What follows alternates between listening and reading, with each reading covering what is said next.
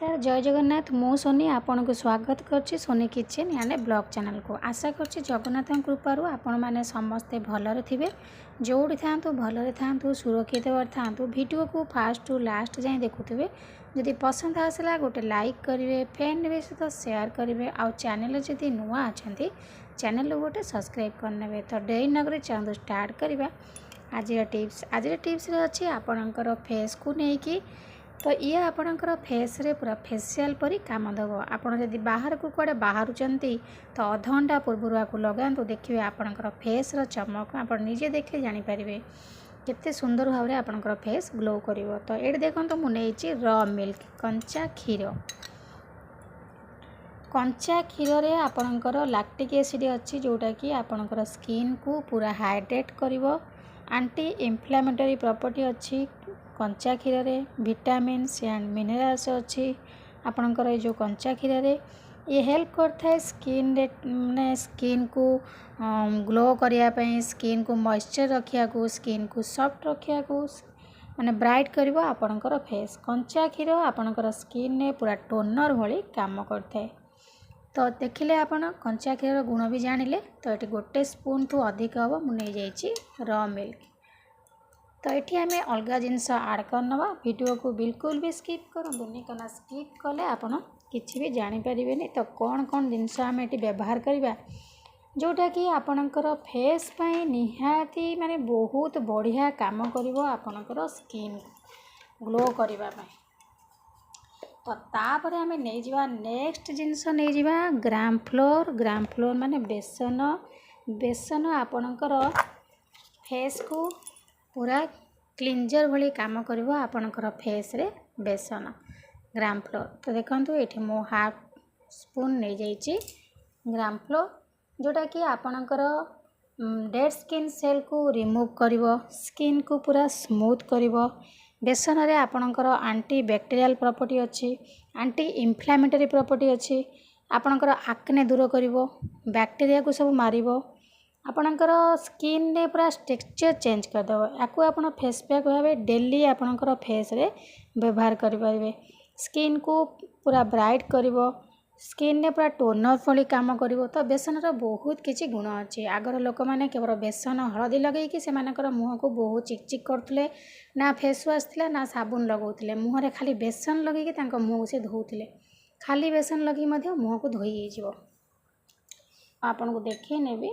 तो देखंतु तो कंचा क्षीर रे प्रथमे आम बेसन पकई नहीं ग्राम फ्लोर ताकू पकईकि आम भल भाव में गोले नवा। तो ये देखंतु आ गोटे जिनस मुझे व्यवहार कर नौची सेटा होची हनी महू नहीं जावा। महू रे आपणकर नेचुरल प्रॉपर्टी अच्छी जोटा कि हेल्प करता है आपन स्किन को मॉइस्चर रखी था, स्किन को हाइड्रेट करता है। एंटी बैक्टीरियल प्रॉपर्टी अच्छी आपणकर स्किन रो आक्ने मध्य दूर करिवो।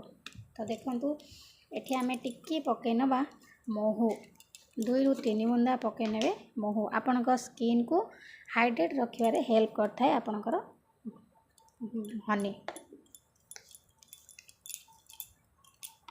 टेक्सचर पूरा चेंज हो जमी लगे आपड़ पार्लर जाकि सांगे सांगे फेसियाल होगी आसने। हाँ मन रखिथे आपको आप भल भाव में मिसातु। 4टा जाक जिनस आपमती भल से मिसवा दरकार। तो ये गोटे नेचुरल रेमेडी आप मार्केट में मिलता इाड़ू सियाड़ू जिनस लगे स्किन को अजथा खराब करने अपेक्षा घर जिनस नेचुरल जिनस लगातु जद्वारा कि आपणकर स्किन बिल्कुल डैमेज हेनी। स्किन बहुत ग्लो कर, दाग दूर हम, आपणकर स्किन टेक्सचर पूरा चेंज हो। तो देखते ये भल भाव में मिसई नहीं गली। आपणकर फेस रे कौन से मेकअप रखिए नहीं। मेकअप को भल भाव धोई ने। धोई सारापर ये रेमेडी को लगातु। अध घंटा रखला आपणकर फेस को धोई नियंतु। तापर देखिए आपणकर फेस रो चमक। तो निजे न लगले जानी परिबेनी केते सुंदर भाव में ग्लो करूची। तो ये भाव में मुझे आपको हाथ में लगे देखी नौची। आप एमती मुहरे आपणकर लगातु। लगे सारापर अध घंटा रखंतु। रखी सारापर आपणकर फेस को धोई नियंतु। देखिए तापर आपणकर फेस रो चमक केते सुंदर भाव में आपणकर फेस ग्लो करिवो। तो देखो तो ये मुझे लगे नहीं गली हल्का हल्का करके मसाज करनवा। मसाज कर सारापर सुखापी छाड़ीदेवा। ଦେଖନ୍ତୁ ଆକୁ ଆପଣ ରାତି ସାରା ଲଗେଇକି ବି ଶୋଇପାରିବେ, କୌଣସି ଅସୁବିଧା ନାହିଁ। ଏଇ ରେମେଡ଼ି ଆପଣ ସପ୍ତାହକୁ ଅତି କମ୍ରେ 2 ଥର ବି ଲଗେଇ ପାରିବେ, ଯଦି ଟାଇମ୍ ନାହିଁ ଥରେ ମଧ୍ୟ ଲଗେଇ ପାରିବେ। ଆଉ ପିଲାଠୁ ବଡ଼ ସମସ୍ତେ ଆକୁ ଲଗେଇ ପାରିବେ, କୌଣସି ସାଇଡ଼୍ ଇଫେକ୍ଟ ନାହିଁ, ତେଣୁକରି ସମସ୍ତେ ବ୍ୟବହାର କରିପାରିବେ। ଆକୁ ପୁଅ ପିଲା ମଧ୍ୟ ଫେସ୍ରେ ଲଗେଇ ପାରିବେ। ତ ଦେଖନ୍ତୁ ଏଠି ମୁଁ ଲଗେଇକି ରଖିଦେଲି, କିଛି ସମୟ ପରେ ଆପଣଙ୍କୁ ଧୋଇକି ଦେଖାଇ ନେବି। এই ରେମେଡ଼ି ଆପଣ ହାତ ପାଦ ଯଦି ଟ୍ୟାନିଂ ପଡ଼ିଯାଉଛି ଆପଣ ହାତ ପାଦରେ ମଧ୍ୟ এই ରେମେଡ଼ିକୁ ଲଗେଇ ପାରିବେ, କାହିଁକିନା ଟ୍ୟାନିଂ ପଡ଼ିଯାଇଥିବା ଜାଗା ଆପଣ ଯଦି ଲଗେଇବେ ଆପଣଙ୍କର ଟ୍ୟାନିଂ ଦୂର ହୋଇଯିବ, ହାତ ପାଦ ମଧ୍ୟ ଗ୍ଲୋ କରିବା ଆରମ୍ଭ ହେବ। କାହିଁକିନା ଖରାରେ ହାତ ପାଦ ବହୁତ ପରିମାଣରେ ସିଝି ଯାଇଥାଏ, ତ ତାକୁ ଆମେ ନେଗ୍ଲେକ୍ଟ କରନ୍ତି। ତ ନେଗ୍ଲେକ୍ଟ ନ କରିକି ଆପଣ ୟାକୁ ମଝିରେ ମଝିରେ ହାତ ପାଦରେ ମଧ୍ୟ ଲଗେଇ ପାରିବେ। ତ ଏବେ ଦେଖନ୍ତୁ ଅଧଘଣ୍ଟା ପରେ ମୁଁ ହାତକୁ ଧୋଇ ନେଇଛି, ଆପଣ ଲାଇଭ୍ ରେଜଲ୍ଟ ଦେଖିପାରୁଥିବେ। ଦୁଇଟା ଯାକ ହାତକୁ ଦେଖିଲେ ଫରକ ଆପଣ ନିଜେ ଜାଣିପାରୁଥିବେ କେତେ ସୁନ୍ଦର ଭାବରେ ଗ୍ଲୋ କରୁଛି। ତ ଦେଖନ୍ତୁ ଦୁଇଟା ଯାକ ହାତକୁ ଭଲ ଭାବରେ।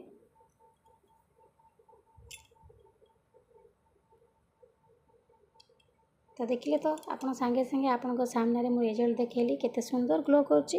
ତ ଆଶା କରୁଛି ଆଜିର ଭିଡ଼ିଓ ଆପଣଙ୍କୁ ପସନ୍ଦ ଆସିଥିବ, ଯଦି ପସନ୍ଦ ଆସିଥିବ ଗୋଟେ ଲାଇକ୍ କରିବେ, ଫ୍ରେଣ୍ଡ ସହିତ ସେୟାର କରିବେ, ଆଉ ଚ୍ୟାନେଲ ଯଦି ନୂଆ ଅଛନ୍ତି ଚ୍ୟାନେଲକୁ ସବସ୍କ୍ରାଇବ୍ କଲେ।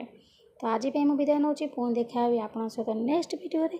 ସେ ପର୍ଯ୍ୟନ୍ତ ରହୁଛି, ନମସ୍କାର, ଜୟ ଜଗନ୍ନାଥ।